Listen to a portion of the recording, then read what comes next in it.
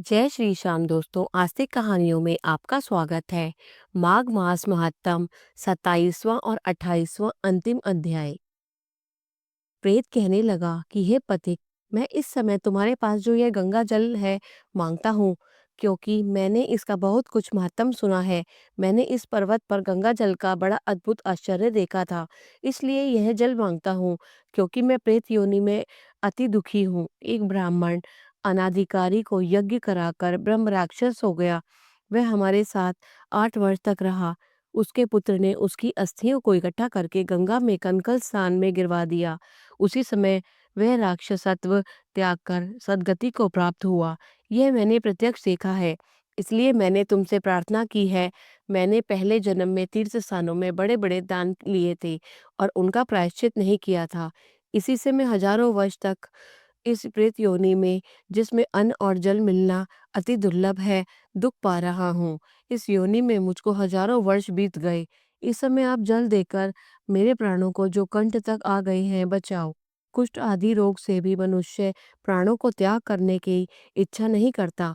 देवदूती कहने लगी कि ऐसे उस प्रेत के वचन सुनकर वह ब्राह्मण बड़ा विस्मित हुआ और वह अपने मन में विचारने लगा कि यह संसार में पाप और पुण्य के फल अवश्य आ पड़े हैं। देव दानव मनुष्य कीड़े मकोड़े भी रोगों से पीड़ित होते हैं। बाल तथा वृद्धों को मरण, अंधा तथा कुबड़ापन, ऐश्वर्य, दरिद्रता, पांडित्य और मूर्खता सब कर्मों से ही होता है। इस कर्म भूमि में जिन्होंने न्याय से धन इकट्ठा किया है, वह धन्य है। यह सुनकर प्रेत गदगद वाणी से बोला, हे पथिक, मैं जानता हूँ कि आप सर्वज्ञ हैं। आप मुझको जीवन का आधार जल इस प्रकार दो, जैसे मेघ चातक को देता है। तब पथिक कहने लगा कि हे प्रेत, मेरे माता पिता भृगु क्षेत्र में बैठे हैं। मैं उन्हीं के लिए जल लाया हूँ। अब बीच में तुमने गंगा के संगम का जल मांग लिया। अब मैं इसी धर्म संदेह में पड़ गया कि क्या कांड वस्तु में यज्ञों को इतना नहीं मानता जितना प्राण रक्षा को मानता हूँ। इसलिए प्रेत को जल देकर तृप्त करके माता पिता के लिए फिर जल लाऊंगा। लोमश जी कहने लगे, इस प्रकार उस पथिक ने गंगा यमुना के संगम का जल उस प्रेत को दिया। उस प्रेत ने प्रीतिपूर्वक जल को पिया। उसी समय वह प्रेत शरीर को छोड़कर दिव्य देहधारी हो गया। केरल कहने लगा कि बिंदु मात्र गंगा जल से वह प्रेत मुक्त हो गया। हम समझते हैं कि ब्रह्मा जी भी इस जल के गुण का वर्णन नहीं कर सकते, नहीं तो महादेव जी इस जल को मस्तक पर क्यों धारण करते। इस संसार में जो मनुष्य काया वाचा और मनसा के पापों से रंग गए हैं, वे गंगा जल के बिना नहीं धुलते। गंगा जल के सेवन से मुक्ति सदा सन्मुख खड़ी रहती है। जिसके जल को स्पर्श करते ही प्रेत प्रेतत्व को छोड़कर मुक्ति को प्राप्त होते हैं।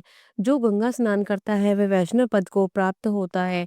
यदि संबंधी लोग गंगा जल से तर्पण करें तो नरक में रहने वाले पितर लोग स्वर्ग में चले जाते हैं और स्वर्ग में रहने वाले ये ब्रह्मत्व को प्राप्त होते हैं। गंगा जल के समान कोई मुक्ति का साधन नहीं।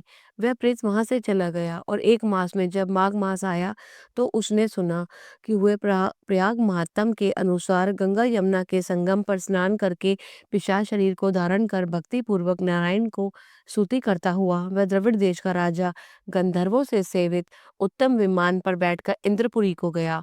सो हे द्विज, यह इतिहास पापों का जल्दी है नाश करता है। इससे धर्म का ज्ञान होता है। यह पुण्य, यश तथा कीर्ति को बढ़ाने वाला है, ज्ञान तथा मोक्ष का देने वाला है।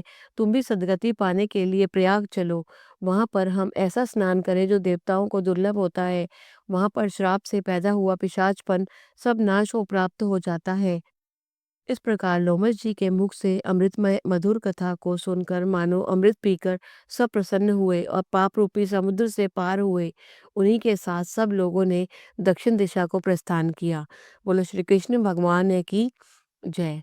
28वां अध्याय। वशिष्ठ जी कहने लगे कि हे राजा दिलीप, बहुत से जन समूह सहित अछोत सरोवर में स्नान करके सुखपूर्वक मोक्ष को प्राप्त हो गए। तब लोमश जी कहने लगे कि संसार रूपी इस तीर्थ राजा को सब श्रद्धा पूर्वक देखो। यहाँ पर 33 करोड़ देवता आकर आनंद पूर्वक रहते हैं। यह अक्षय वट है, जिनकी जड़ें पाताल तक गई हैं, और मार्कंडेय ऋषि प्रलय के समय जिन भगवान इसी ही अक्षस वट का आश्रय लेते हैं, यही शिव जी की प्रिय भगवती भागीरथी है, जिसकी सिद्ध लोग सेवा करते हैं। ये गंगा स्वर्ग के हेतु पताका है। इसका जल पीकर मनुष्य मुक्त हो जाते हैं। हे मुनि, सभी प्राणी इस नदी को यमुना से मिली हुई पाते हैं। इसका संगम बड़े पुण्य से प्राप्त होता है। इसके स्नान से जन्म मृत्यु रूपी दावानल से कोई नहीं तपता, परंतु ज्ञान प्राप्त करके मुक्त हो जाता है। यहाँ पर स्नान करने से सभी प्राणी बिना ज्ञान के भी मुक्त हो जाते हैं। इसलिए ब्रह्मा जी ने यहाँ यज्ञ करने की इच्छा की थी। इसी संगम में भगवान विष्णु ने स्त्री प्राप्ति की इच्छा से स्नान करके लक्ष्मी जी को प्राप्त किया। यहाँ पर त्रिशूलधारी शिवजी ने त्रिपर दैत्य को मारा था और प्राचीन काल में उर्वशी स्वर्ग से गिरी थी तथा स्वर्ग पाने की इच्छा से यहाँ पर ही उसके स्नान करने से नहुष कुल के राजा ययाति ने वंशधर पुत्र प्राप्त किया। यहाँ पर इंद्र ने प्राचीन काल में धन की इच्छा से स्नान किया था और माया से कुबेर के सब धन को प्राप्त किया था। प्राचीन काल में नारायण तथा नर ने हजारों वर्ष तक प्रयाग में निराहार रहकर उत्तम धर्म किया था। यहाँ पर जगाशव्य सन्यासी ने महादेव जी जैसी शक्ति वाले से विजय पाई थी तथा अणिमा आदि योग के अति दुर्लभ ऐश्वर्य प्राप्त किए थे। इसी क्षेत्र में तपस्या करके भी श्री भारद्वाज सप्तऋषियों में सम्मिलित हुए। जिन्होंने भी यहाँ स्नान किया सबको स्वर्ग की प्राप्ति हुई। इसलिए हमारे विचार से तुम त्रिवेणी में स्नान करो। इस स्नान से पहले किए हुए तुम्हारे सब पाप नाश हो जाएंगे और संपूर्ण वैभवों को प्राप्त हो जाओगे।